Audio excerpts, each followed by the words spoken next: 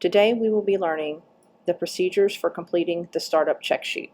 A startup checklist is required to be completed beginning of every OC, beginning of every shift, following an interruption of power, planned or unplanned. At the start of every shift, you are to print the startup check sheet and the BOM, bill of material.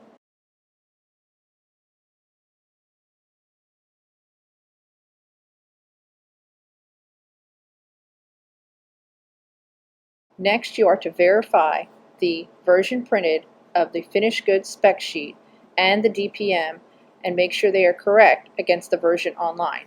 If they are incorrect, you need to print a new OC. Verify the quality testing equipment has been calibrated. Equipment present on the packing line may include a scale, torque meter, Chatelain, texture analyzer, or Zwick. Before zeroing out the scale, use your 10-gram weight and record the equipment ID and expiration date on the startup check sheet. Before zeroing out the scale, make sure you record the equipment ID and expiration date located on the scale. For the torque meter, please ensure that you record the equipment ID and expiration date on the startup check sheet. This ID is located on the torque meter scale.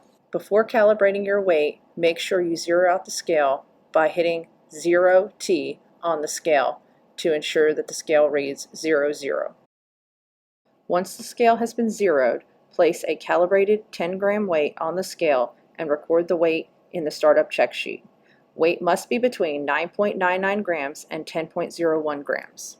For lines without the quality testing equipment listed, circle NA on the startup checklist. Next, you are to ensure that you have reviewed and signed the most recent copy of the QRA.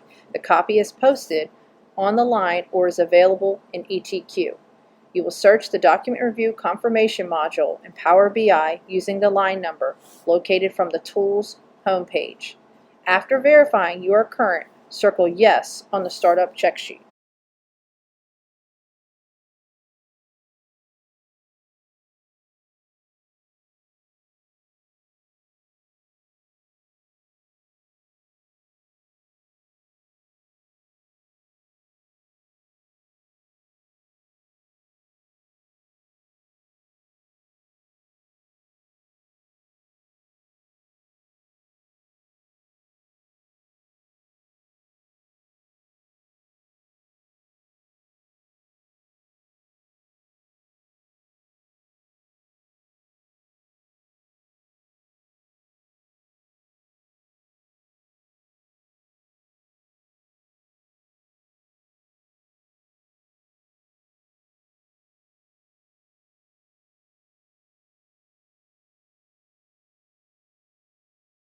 Physically verify that all components on the line match with the BOM. If any component does not match, remove from the line. Do not start the line until all components are available. When they are complete, circle Yes on the startup check sheet.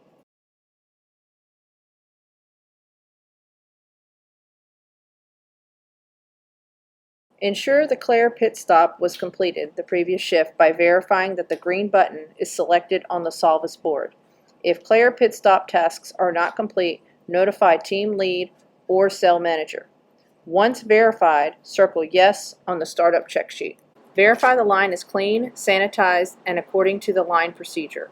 Sanitized equipment must be used before the 5-day expiration listed on the sanitization tag. Attach the white slip to the startup checklist.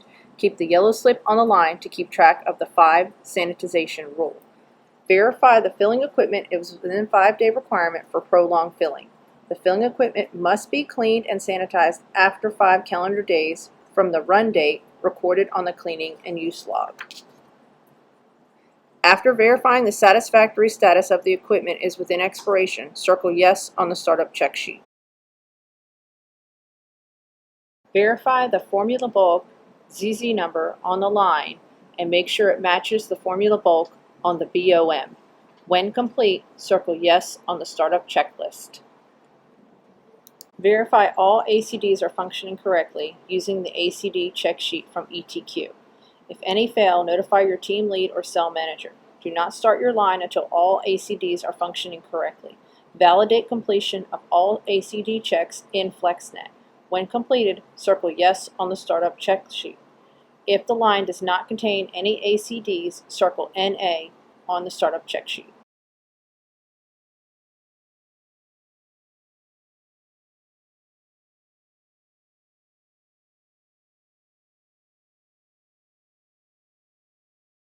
Now you will fill in the line operator information table. You will start with filling in the date, then the operator, and the shift line. Then you will fill in the batch number, which is located on the drum label, and finally you will fill in this PF spec number located on the PF spec sheet.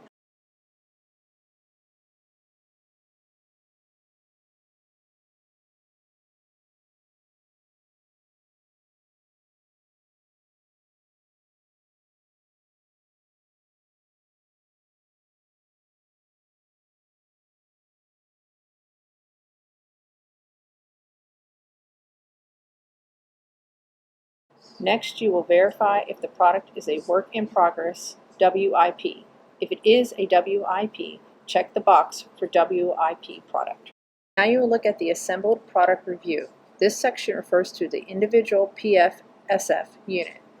Document the lot code as printed on the individual unit and verify the values against the BOM and the location on the spec sheet. If the printed lot code format does not match the BOM, verify that it matches the format on the spec and is correct compared to the BOM. If the final product is lasered, write the shade code in the assembled product review box and verify it matches on the spec sheet. Document the UPC as it appears on the label and verify it against the DPM. Document the shade code as it appears on the PF and verify against the DPM and the spec sheet. If the shade code is formatted with a lot code, verify the lot code and shade code are correct and in the proper format according to the spec. If the DPM or spec sheet does not have a shade code for a PF to compare to, document the shade code but mark NA for the checkbox. Bundle packer review. This section refers to the PFs that are bundled together or placed in a packer. You will document the product SKU as it appears on the bundle packer and verify it against the BOM. Document the inner GTIN as it appears on the bundle packer and verify it against the DPM. For the shipping case label review, this section refers to the shipping case label. Document the product SKU as it appears on the shipping case label and verify it against the BOM. Document the lot code as it appears on the shipping case label and verify it against the BOM. Now you are going to attach all applicable labels, BOM, GTIN, packer, or SC labels in the designated locations on the startup checklist. If the space is limited, labels can be attached to the DPM form and stapled to the startup checklist. This section is the final review for the line owner and reviewer. The line owner shall verify that all information is correct and matches. If all information is conforming, circle yes. If any information is non-conforming, circle no, and perform a red stop to correct the issue. Document the date and time the final review was performed and initial it. The reviewer shall verify that all information is correct and matches. If all information is conforming, circle yes. If any information is non-conforming, circle no, and perform a red stop to correct the issue. Document the date and time the final review was performed and initial it.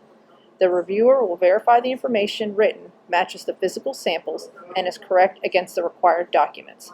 The reviewer will initial in the provided boxes.